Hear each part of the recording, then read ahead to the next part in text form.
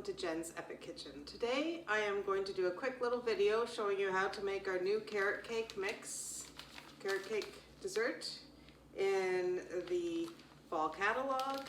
I'll talk about a couple of options that you have when making it, but right now we'll just dive right in. So first we've got our mixing bowl. If one of these comes on that's not in the catalog, but it was a special last fall and they are fabulous. The silicone really keeps them still on the counter. We need 2 eggs cracked into the bowl.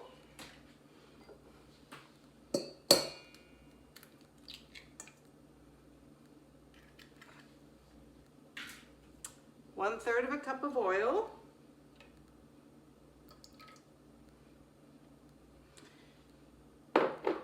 And a half cup of crushed pineapple.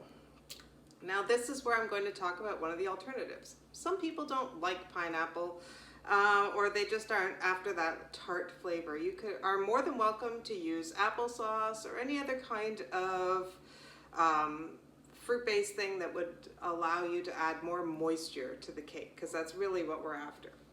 Tip number 2 is I opened a can of the crushed pineapple and I had a half a cup, but it's actually a cup and a half. Our muffin pans are 1/4 cup each, so I've put them into there. I'm going to pop that right into the freezer, and then I'll have some perfect portions for other recipes down. So just take the whisk and whisk all of those ingredients together.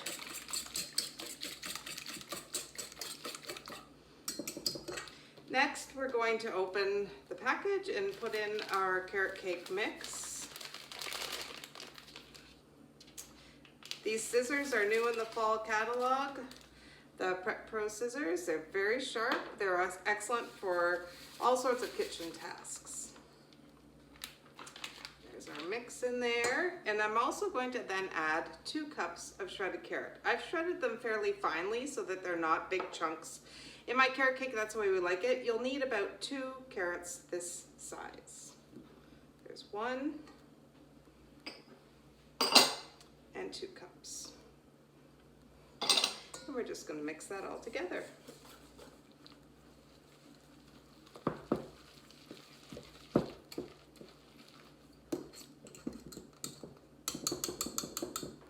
Bring my spatula in here, which I probably should have done before.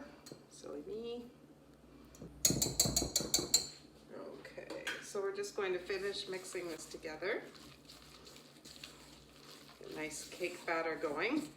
Now, as you know, Epicure is 100% gluten-free. So these mixes are made with rice flours and chickpea flours and all sorts of things like that. One of the things that happens with that is you need to let the dough rest before it goes into the oven. So before, I've just got it all nicely mixed together there. I'm going to do one more step. I've got the round cake pan right here. And we are going to just put a little dollop of oil in there. The cake pans are non-stick, but sometimes delicate things like cake will have trouble coming out, so might as well give them a little helping hand. Not too much. Rub that around. And then I'm going to just put this right into the cake pan, and I will set it aside for at least 20 minutes. My actual rule of thumb, to make it easy, is that instead of traditional baking where you preheat the oven and then make the mix and pop it right into the oven right away, I like to make the mix and then preheat the oven. And by the time the oven is preheated, the dough is ready, or the batter is ready to go. So there we go. That's all ready. I'm just going to set that aside and I'm going to start my oven to preheat.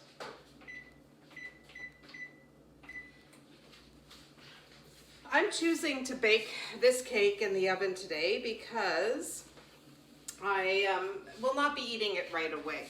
So cakes will have a better texture over the long term if you cook it in the oven. However, if you need to have dessert on the fly real quick It's perfect in the microwave, takes about 10 minutes, but that varies according to which microwave you have and how strong it is. So you'll have to play with that yourself a little bit. Now, of course, what is carrot cake without cream cheese icing? So I'm just gonna make a quick cream cheese icing. This icing recipe can actually be found, on the epicure.com website. That website is full of fabulous different ways to use many of our products.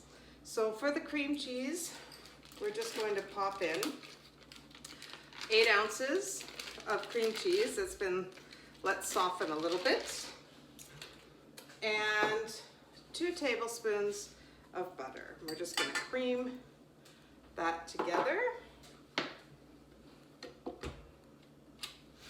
It might be noisy.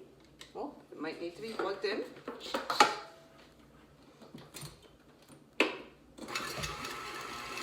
Go. Get that up to speed so it whips it around a little bit.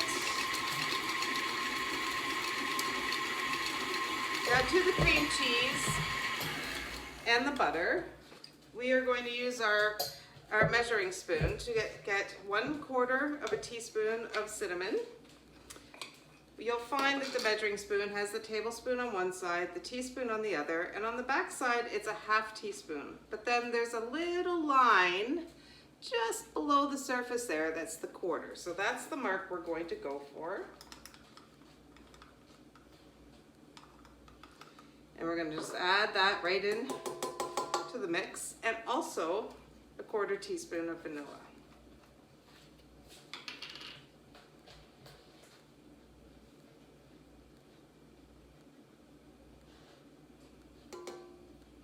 And we'll continue to mix that together.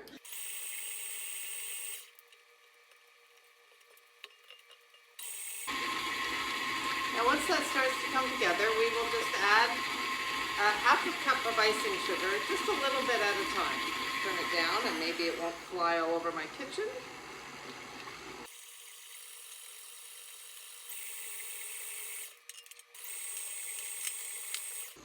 Just scrape that down a little bit so we can get it all nicely mixed together. Once you have this mixed together, this recipe will stay good in your refrigerator, covered for 5 days. So if you were making it for muffins or something like that, you could just ice as you go. There's also lots and lots of recipes online if you should need any part of this recipe for it to be dairy-free or sugar-free. It's coming together nicely now. Scrape it down one more time.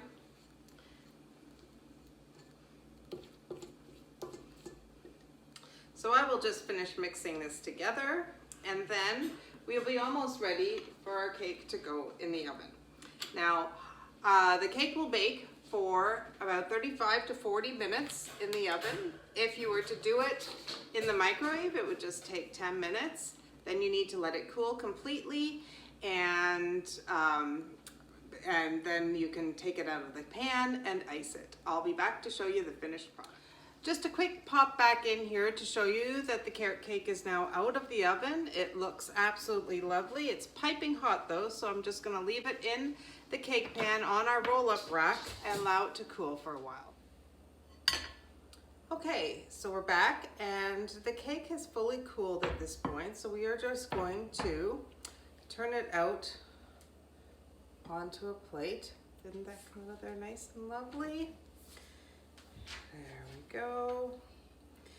And this icing, which I really love because most cream cheese icings that you see online or wherever have got so much sugar in it. And this one only had a 1/2 cup. And it's got a nice little cinnamon flavor, but not overpowering. We just spread that on there like that.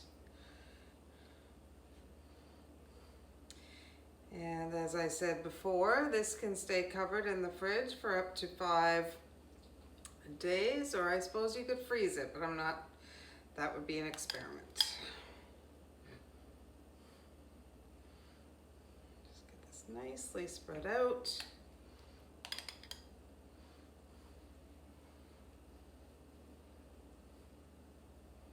There you go. And you have a lovely dessert to serve to your friends. Thanks for watching.